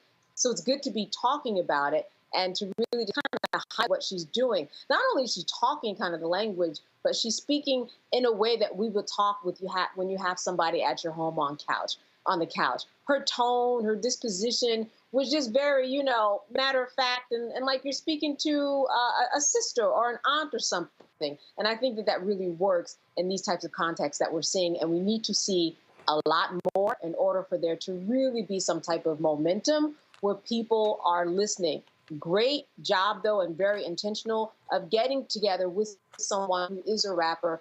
And because people listen to rappers, she should get with a comedian, too. Why? We listen to our Black male comedians like they're leaders of the free world also. So a lot more work to be done, but more than a great start. She's been on this path for years, and it's good to talk about her. You mentioned this discussion in Hillary Clinton. So here's the whole deal, y'all. Go to my iPad, Henry. So Kathleen Parker of the Washington Post has written again a piece of trash. Kathleen Parker, she previously wrote a column asserting this same nonsensical BS about the problem with the Democrats and how Hillary Clinton should come to and rescue and how they should be replacing Vice President Kamala Harris, because by Inauguration Day, Joe Biden is going to be 82 years old. And so she's writing about all this stuff, blah, blah, blah, blah, blah, and blah, blah, blah, blah, blah. And then she talked about, Kamala Harris, whose low popularity has not been improved by her lackluster performance as vice president. First of all, lackluster, you can't even define what that even is. And then she goes, more independents and disenchanted Republicans might swing for Biden if it weren't for the prospect of a President Harris, not because of her sex, race, or any other demographic category, but because of her competency or lack thereof. First of all, Kathleen Parker, you're full of shit. Let's be real clear. America is a sexist country. America is a country that I personally think will elect another Black president before we elect a woman president. That's just a fact. This country has a problem with sexism. Other major countries, Canada, Israel, India, Mexico, Pakistan. I mean, we can go on and on, Philippines. Have had female leaders. Not in this country, because even women in this country have a problem seeing a woman as president. And the reality is this whole notion that, competence. Let's be clear, and I've said this numerous times. I have talked to numerous people. Can anybody tell me what the hell did Mike Pence do for 4 years? Can anybody please tell me what Vice President Biden did for 4 years? Can anybody tell me what Dick Cheney did? Oh, we know what he did. Led us into a damn war, okay, and try to destroy the country. Let's see here. What did Mondale do? What did Dan Quayle do? What did George H.W. Bush do as Reagan's vice president? We keep going. What exactly did Mondale do for Carter? What? Well, we know what Spiro Agnew did for Nixon. He had to resign because he got indicted. So we know what that happened. So let's see here. What did Hubert Humphrey do for LBJ? In fact, this is what's so crazy. If you think back to the vice presidents in the last, ever, the most accomplished vice president was President Lyndon Baines Johnson. And Kennedy didn't want his ass anywhere around. Think about that, y'all. Why am I saying that? It's because these expectations of Vice President Kamala Harris is flat out dumb. We actually act like, oh my God, I mean, she's right there. Yes. Is she advising the president? Is he seeking out her advice and counsel? Yeah. But y'all, can we please stop tripping? Can we please stop this whole notion? Oh, we will feel differently if Kathleen Parker, Biden don't need to be targeting disaffected Republicans right now. He's going to be shoring up his base. And Kathleen Parker, let me tell you something right now. If you actually think black people are going to be cool with dropping Vice President Harris to bring in Hillary Clinton, you are on meth. And in fact, let me remind you, Kathleen Parker, she had a shot at beating Trump. They ran an inept campaign. Let's not forget all the things they said about Hillary Clinton. This is a dumb discussion. And what it shows is the hatred that Kathleen Parker has for Vice President Kamala Harris. Look at this here. The question now is, how risky would it be for Democrats to replace her? Some worry that a change would jeopardize black votes. It was never clear, however, that Harris was a draw for black American voters, even if some black women celebrated her rise. When she dropped out of the presidential race in 2019, she was polling below Pete Buttigieg in South Carolina. Moreover, does anyone really think any Democrats are going to suddenly turn to Trump because Biden changed his running mates to improve his chances of re-election? Herein lies one of the problems with identity politics. See, I love this here. See, y'all, block voting by skin color is among our most racist assumptions. Democrats, regardless of pigmentation or cultural heritage, want to win elections, presumably to advance a worldview consistent with their values. So here we go. Here's a white woman in Kathleen Parker who now wants to take a shot at identity politics. Identity politics, that's how Obama picked Biden. Oh, I'm sorry. Did you think I forgot? Remember when the young black guy was running for president? And a lot of people in media and in political circles, he needs to get him an experienced white man with foreign policy bona fides. Oh, I remember that.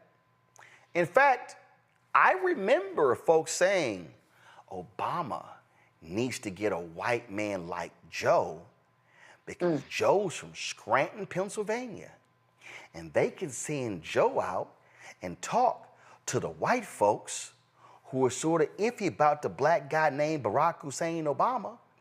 And so they can send Joe to Illinois and Indiana, and they can send him to Ohio and Pennsylvania, Scranton Joe.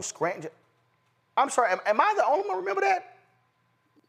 So I hope y'all notice that whenever they love to mention identity politics, they always seem to use it only when it's African American, but they never use it when it's white folks. So Kathleen Parker, we're gonna need you to shut the hell up. You've written another trash column like the one you ran months ago, and trust me, ain't nobody listening to you.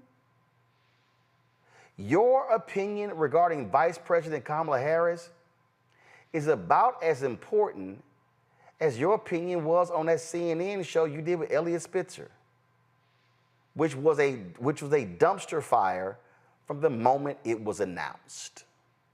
So please, Kathleen Parker, shut the hell up. I'll be right back. We are the culture. We blaze trails. We define our future. We are the heart and soul of America. This Juneteenth, we celebrate freedom. Freedom to live, breathe, play, choose, marry, and vote. We are one America. And with Joe Biden and Kamala Harris, we're ready to face the future together. We can't stop now. I'm Joe Biden, and I approve this message. Now streaming on the Black Star Network. We look at all of the best mans, the movies, and then of course, series on Peacock. Why do you think it resonated so well? Well, I think it's a reflection of us. You know, I think it's a reflection of authentic black people, the way they see themselves. And in some instances, aspirationally so.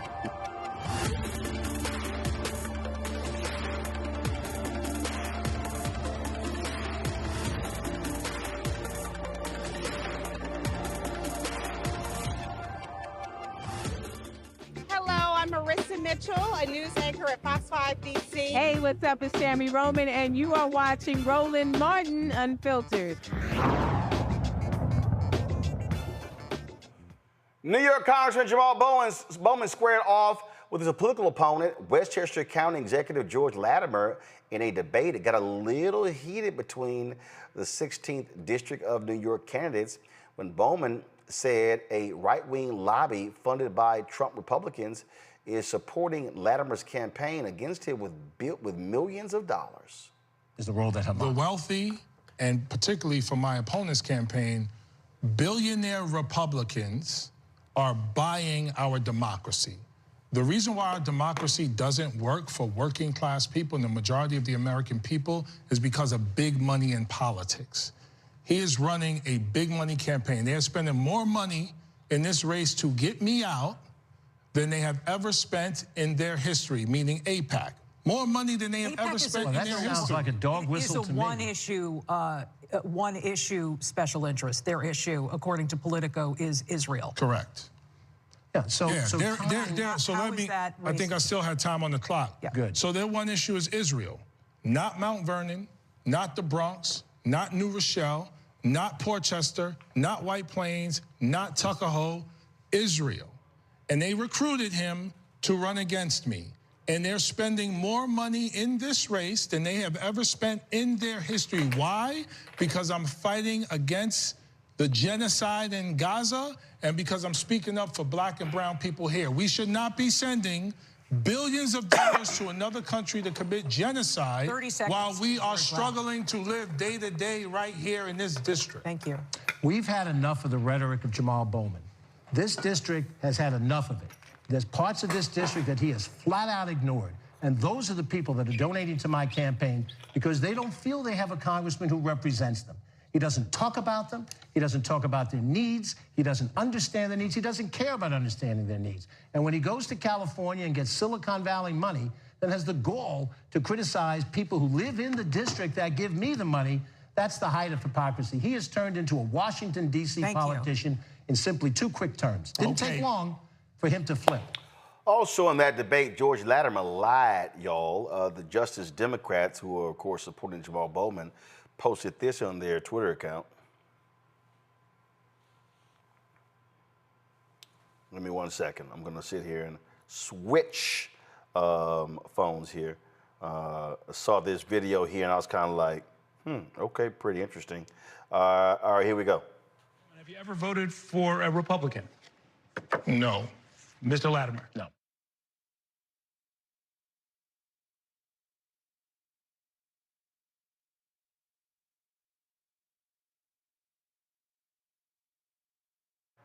I know you're in Party A. My dad's in Party B. I said, not a problem, Jerry. I'm voting for your father, our friend, the great Herman Geist.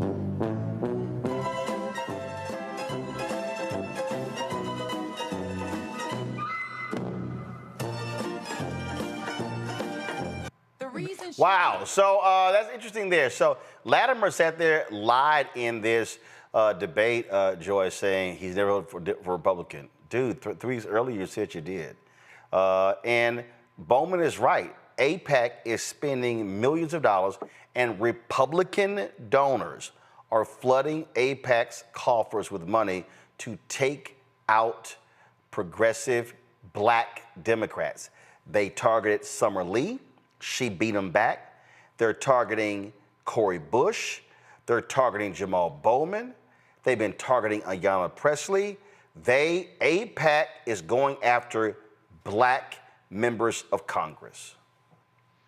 That's right. And this is where the Democratic has to be really, really careful, including party people that we might love, right? Might have even talked about them in an earlier segment. They have to be really, really careful that they are not doing the bidding for people who are racist, people who are targeting people because they don't agree with them, but they want to take out just a whole line of thought. And the fact that they're black faces, they think they can get away with it and no one will say anything about it. They feel like they bought off enough politicians that no one will say anything about it. And we have to be willing to say something about it because our people have eyes. They see what's happening. And they're waiting for the Democratic Party to support them when it counts. Now, there is nothing wrong with supporting different candidates or, saying, hey, I don't support you. I want to give my money elsewhere. But when you seek to attack in such a vicious way with lies and innuendo and other types of behavior that really should only be reserved for the alternative party, such that if Bowman wins, he's going to have people in the Democratic Party who still don't want to support him. That's a problem. That's not what you do when you want to get the majority in the House and the majority in the Senate. We have got to call halt to that kind of campaigning. And anyone, any organization engaged in that kind of campaigning, we've got to say there is no place for that. Because if black people were doing that, if Palestinian people were doing that, that would not be okay. And people would be saying they're short-sighted and they don't have the end goal in mind. You have AIPAC specifically targeting, they want to take out black members of Congress, Candace.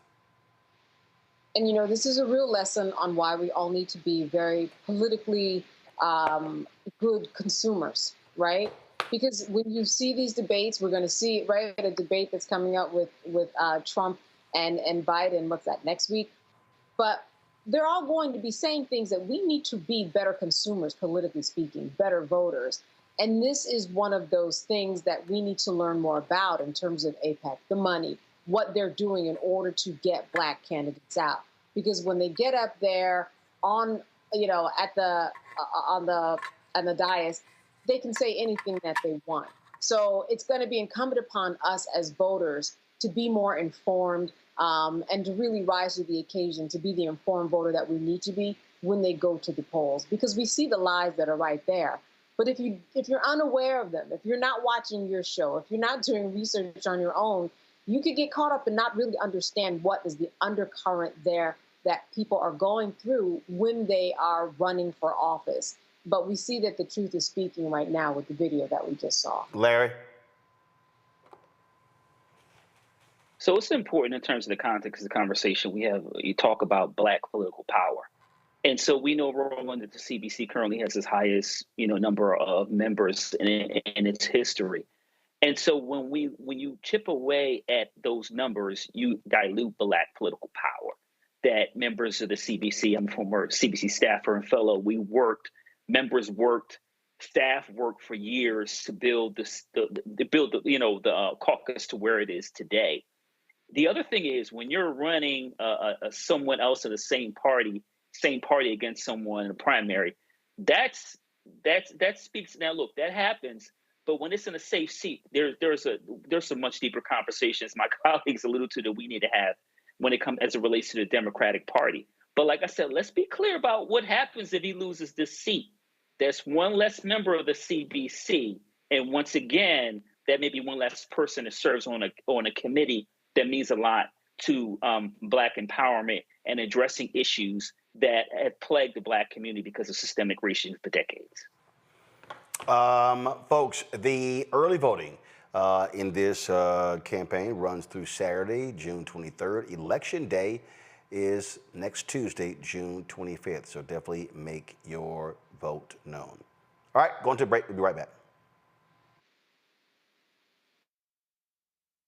On a next, A Balanced Life with me, Dr. Jackie, we meet Ricky Fairley. She was given a death sentence by her doctor 11 years ago. But for Ricky, giving up was not an option. She declared war on her disease, turned her entire life upside down, and won the battle. I know that God left me here to do this work. And when you talk about faith, faith is what got me through. I mean, I had to relinquish my faith and give my life to God and say, okay, God, what have you got for me? And He gave me my purpose, and that's why I'm here. Her amazing story of strength, balance, and survival here on A Balanced Life with Dr. Jackie on Black Star Network.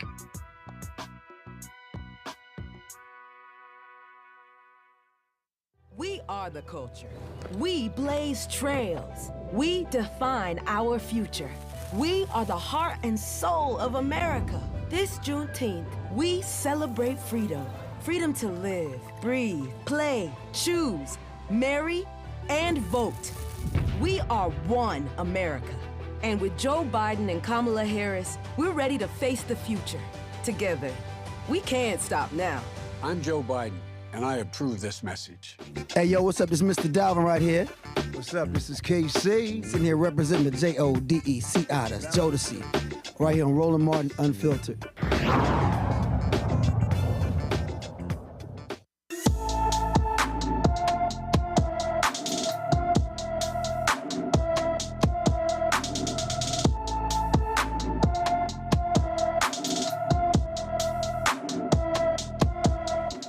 All right, folk, Caleb Belcher has been missing from his Martinsville, Virginia home since May 31st. The 16-year-old is 5 feet 7 inches tall, weighs 165 pounds, with black hair and brown eyes. Anyone with information about Caleb Belcher should call the Martinsville, Virginia Police Department at 276-403-5300, 276-403-5300.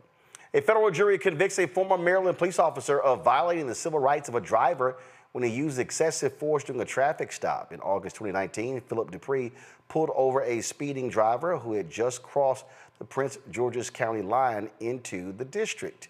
Dupree handcuffed the driver, and according to federal prosecutors, the driver cursed at Dupree. Dupree got a little pissed off, sprayed pepper spray into the driver's face from close range. In his report, Dupree wrote he used the spray because the driver bit him. But guess what? Prosecutors say the biting never took place. So he lied. Dupree was found guilty of one count of deprivation of rights under color of law for using excessive force. He faces up to 10 years in prison. And I say, good, Candace. I'm sick of these damn cops lying on these reports and abusing people. Good.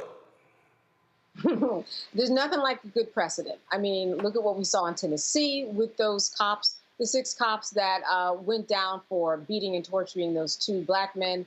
And we see this, and we see other handfuls of examples happening. And I think that this is a real eye-opener for police officers to really think about what is it that we are doing and what is it that we think we're actually going to get away with. Because the more headlines we see, the more they need to have their eyes open to know that they may not just get off.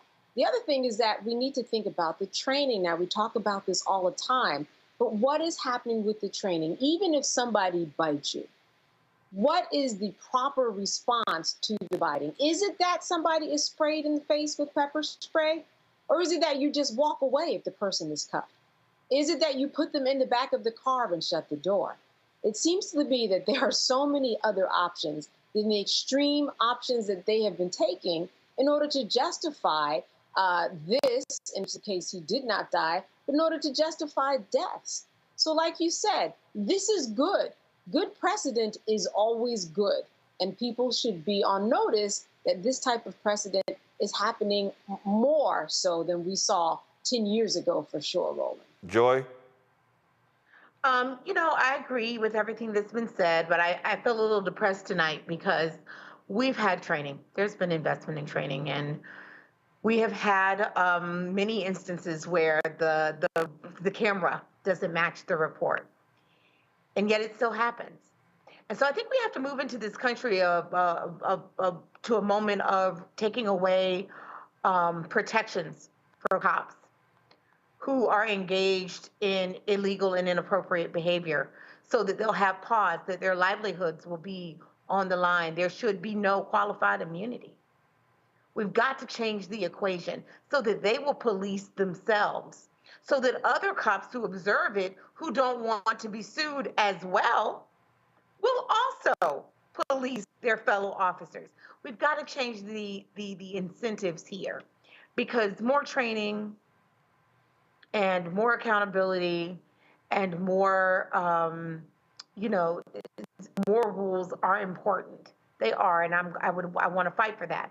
But we've got to make them individually say, if I do this, this might cost my family their livelihood, their security, their generational wealth, my children's ability to go to college. They've got to take mistakes so that cops stop making these quote unquote mistakes. Mm-hmm. And here's my whole deal, Larry. I don't care if the cop is black or white. You got to go. And so Dupree, because he chose to be so arrogant, because he chose to sit here and act accordingly, well, now he is literally facing prison time. All he had to do was pull the person over. No, he got mad because he got cussed out by the driver. The driver in this case had never had any charges against them, had no violations before. And so, listen, people are going to respond when they get pulled over. Those things are going to happen. And these cops can't stand it when somebody responds a certain way. And so they don't like it when people respond to them that way. And so guess what? Now, because this fool decided to do this, he's now playing around with the law. And yeah, he is a brother. I'm looking for the photo right now. So, sorry, bro. Take your punk ass to federal prison. Well, this is another example. Shout out to the Office of Civil Rights at DOJ. They've been consistent in terms of dealing when it comes to law enforcement and CEOs, in terms of the holding responsible when they dehumanize individuals. The other point I want to make, Roland, is, black folks are like 2 to 3 times more likely to end up dead when they come into contact with law enforcement. So in this situation, obviously the gentleman was speeding. I would assume he would get a ticket, considering he doesn't have a record. The other point, I think that's really important here is that, as my colleague noted, training, it's not having an impact. Body camera, certainly is holding police officers accountable when they commit some horrific crimes. But we're not making any progress on these issues. Black folks still, when we see law enforcement in our rearview mirror, even if we're not doing anything, we all feel that same sense of dread, wondering where our wallet is, et cetera. And so, and once again, give the Office of Civil Rights credit for being consistent, because this didn't happen in the prior administration. And I think lastly, once again, the George Floyd Policing Act, it didn't become law because obviously a known certain person in the U.S. Senate, who'll go nameless, actually, Tim Scott, didn't as a black man, certainly didn't do what was necessary to make sure that legislation passed, because maybe we would have been able to address some of these issues in terms of police misconduct. But here we are once again asking for some kind of legislation to address these issues. This Philip right here. All right, Philip.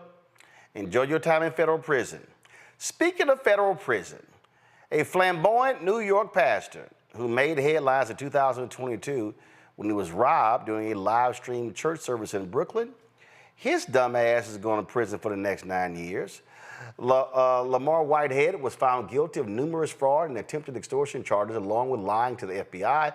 Prosecutors described the 45-year-old church leader as a grifter, conning money from his followers. During the 2-week trial, prosecutors described how Whitehead extracted $90,000 from a single mom in her 50s who attended his church. He allegedly promised that the money would serve as both an investment and to provide her with a home. Instead, prosecutors say Whitehead spent the money on himself. Now, he was all about attention and all about his little flashy clothes and all that sort of stuff. And he would, doing interviews, talking about how he liked the finer things in life and how he could afford those things and all of that. Now, Candace, poor little Lamar, 9 years in prison. All that running his damn mouth. Guess what? That didn't get you a damn thing. Now, one thing, and we knew something was up. We saw that video when he got robbed of $1 million. A lot of that just didn't make sense and sit well with a lot of people. A lot of eyes were already on him, but more eyes were on him when that happened. That's first and foremost. Secondly, he was supposed to get sentenced in July, but because he ran his mouth on social media, making comments about the prosecutor, the judge says, we're going to move that right up because you shouldn't be talking like that. So we're going to sentence you now. And as we speak right now, he's in jail almost a month earlier because he ran his mouth. But this is a lesson for a lot of people. And we know that not all pastors are like this. By and large, they are not.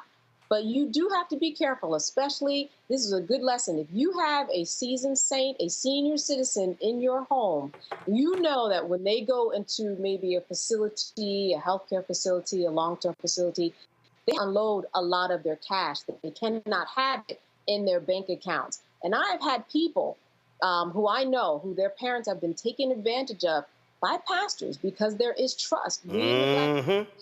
We uphold them, and they come and they see that those seniors need to unload the money, and those phone calls happen more often, pastors checking in. You have got to be careful with anyone, but you do, especially if you have someone who has money that they are trying to unload. And when I saw this, that's the lesson that and the reminder that came to me.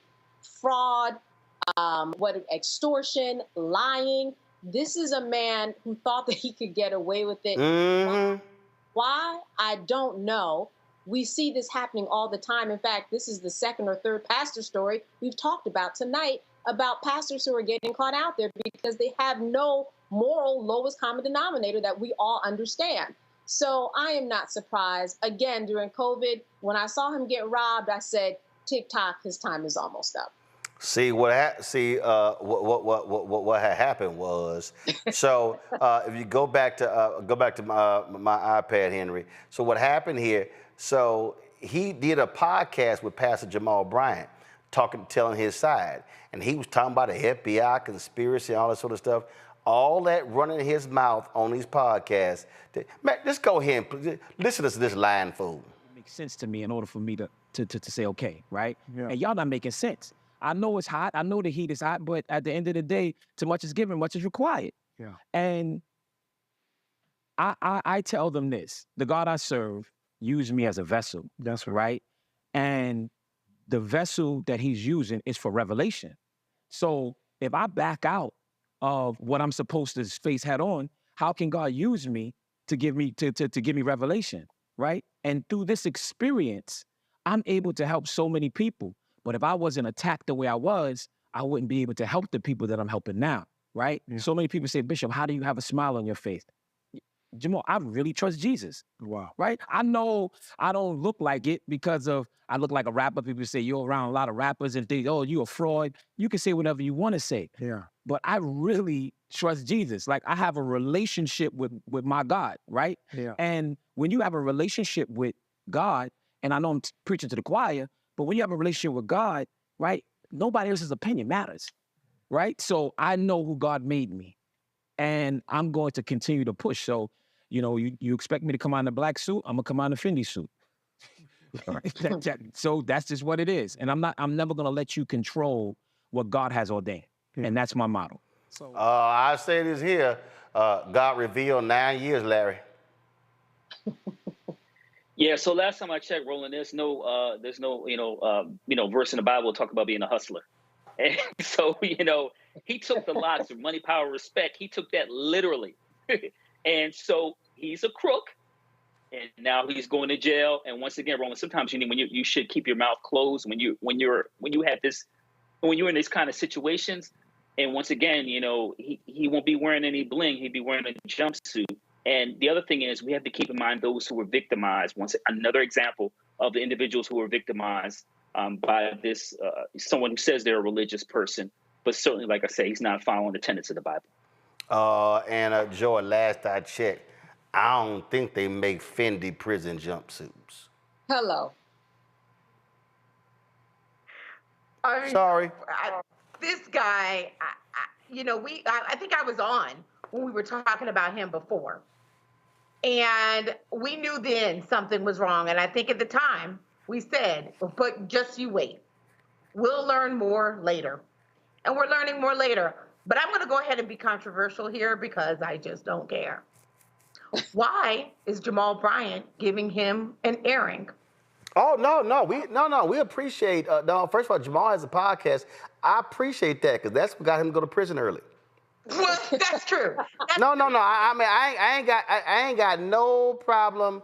First of all, listen, people reach out to me, want to come on the show.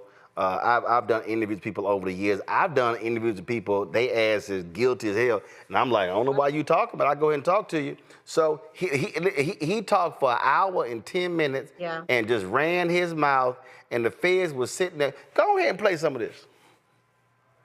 No, Rashid Anderson was her son. Okay. But Brandon Belmonte was a federal informant that played as if he's a victim because they wanted to take down the mayor, Eric Adams.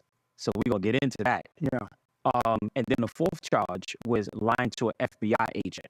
Okay, we're going to talk about that. And the fifth charge was wire fraud for an allegedly trying to take $250,000. So let's go to the first count. Pauline Anderson. Now, before I can get to the first count, I got to tell you guys the entire picture. So I love the fact that he talked to Jamal. Yeah. Yes, but my point is something broader. Just like we've been saying throughout this segment, it's not just the person who's doing the deeds. It's the people who are co-signing for them. It's the people who are giving them credibility, lending them credibility. Let me tell you what, I do not hang out with crooks. I do not hang out with people who don't share my same moral views. Doesn't mean we don't, we have to agree on everything, but I just don't hang out with everybody. No, but he didn't co-sign. What happened was, what happened was, let me tell you what, Joe, let me tell you what happened. Lamar Whitehead reached out to Pastor Jamal Bryant, said he wanted to do his podcast, wanted to tell his side of the story. Whitehead had been doing all sort of interviews. I appreciated him doing the interview. Again, all he did was just make the U.S. attorney go, appreciate that, dog. Mm-hmm. We're coming for you a little earlier. One thing we can agree with, stop doing interviews when you're under investigation. No, I want some people to talk. Because Whitehead exposed who he is, and he was running around talking about how tight he was with Eric Adams, and the text messages were revealed. Adams was like, stop invoking my name, trying to use my name. And so, bottom line is, Whitehead got busted for being a con artist. And guess what? He wanted attention. That's what he wanted, and he got it. But this is sort of like when Frank Lucas wore that chinchilla coat. He drew attention. Whitehead wanted social media attention. He wanted folks talking about his car and his flashy clothes, all that sort of stuff. And you know what he did? He put a big-ass spotlight on him, and the feds went. That's exactly what happened. He brought all the attention on himself. And so now he has 9 years to think about all of that attention. So his house sold for almost $2 million. And if you remember, when he got robbed, that was a very small storefront church, from what I remember. Come on. How did he get all of this money? How is he wearing $1 million? And what does that say to the congregants? He might have had Jesus on his side, which I understand that, but then there's his own volition that got in the way, and he made the wrong decision over and over again. A woman in her 50s trying to buy a house, $90,000. He takes it. Meanwhile, he's in a house that's worth $2 million, and then said, oh, I can't give you your money back. It's spent. Extorting people, saying that they will get more money. I needed to see him with Reverend Bryant talking himself into really his sentence. I think that judge was annoyed with him. 30 days sooner is when he got the sentence. He's supposed to be sentenced in July. She saw that video too. Everybody did, and I can appreciate it. They saw the video and went, oh, Gone. They literally said, go arrest his ass right now. So understand, when they pulled him in, they put his ass in jail. It wasn't like we're gonna move your sentencing up. No, he been behind bars since that interview.